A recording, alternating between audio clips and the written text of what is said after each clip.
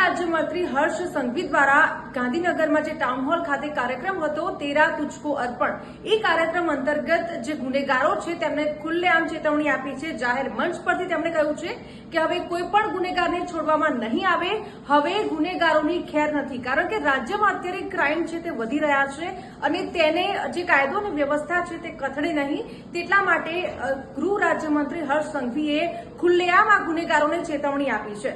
ખાસ કરીને એમના દ્વારા કહેવામાં આવ્યું છે કે જે પ્રમાણે જો ગુનો કરશો તો તેનો વરઘોડો નીકળશે, ગુનેગારો જો કોઈ નિર્દોષ વ્યક્તિને હેરાન કરશે તો તેનો વરઘોડો કાઢવામાં આવશે અને આ સાથે જ જે ગુનેગાર જે ભાષામાં સમજી શકે એ ભાષામાં સમજાવવામાં આવશે અને ખાસ કરીને પોલીસની પાસે જે દંડો હોય છે એ લોકોને સરખા કરવા માટે હોય છે, તો એ દંડો જ્યારે ઉગામવાની જરૂર પડે ત્યારે ઉગામવો પણ પડશે। આ પ્રકારની વાત ગૃહ રાજ્યમંત્રી હર્ષ સંઘવીએ કરી છે।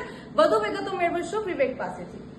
માલવી, ચોક્કસથી જે રીતે આપણે પણ ઘણી બધી ઘટનાઓ જોઈએ છે કે ગુજરાતમાં ક્રાઇમની ઘટનાઓ સતત બનતી હોય છે, સમાચાર લખતા હોઈએ છીએ, સમાચાર વાંચીએ ત્યારે આપણને ઘણી વખત ખબર પડે કે આટલી બધી મોટી ઘટના બની ગઈ હોય છે। એમાં પણ ખાસ કરીને જો વાત કરવામાં આવે તો જે જૂના ગુનેગારો છે એટલે કે જે હિસ્ટ્રી સીટરો છે તેઓ મોટી મોટી ઘટનાને અંજામ આપતા હોય છે।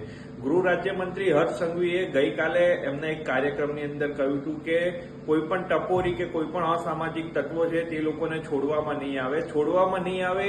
એટલા માટે છોડવામાં નહીં આવે કે તમે કોઈ પણ ગુનો કરશો, જાહેરમાં કોઈને પણ હેરાન કરશો, કોઈની છેડતી કરશો, તે તમામ જે ગુનેગારો છે તે લોકોનું જાહેરમાં સરઘસ કાઢવામાં આવશે, વરઘોડો કાઢવામાં આવશે। એમાં પોલીસને સૂચના આપી પણ દેવામાં આવી છે।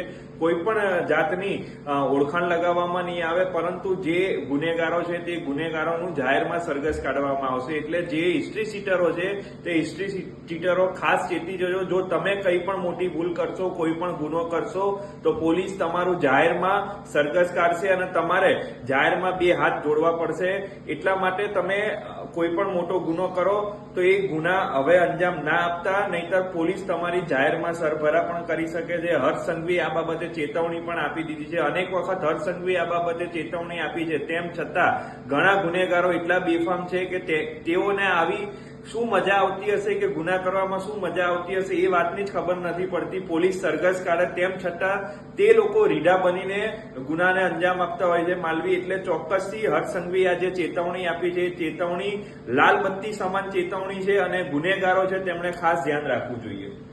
બિલકુલથી, એટલે કે કહી શકાય કે હવે ટપોરીઓ દ્વારા કોઈ પણ પ્રકારની જે દાદાગીરી કરવામાં આવે છે તે સામાન્ય નાગરિક સામે નહીં કરી શકે અને જો કોઈ એવું કરે છે તો તેની સામે કડક કાર્યવાહી પણ કરવામાં આવશે। અને ખાસ કરીને હર્ષ સંઘવીએ કહી દીધું છે કે હવે આવા લોકોને છોડવામાં નહીં આવે, તે લોકોનો જાહેરમાં વરઘોડો કાઢવામાં આવશે।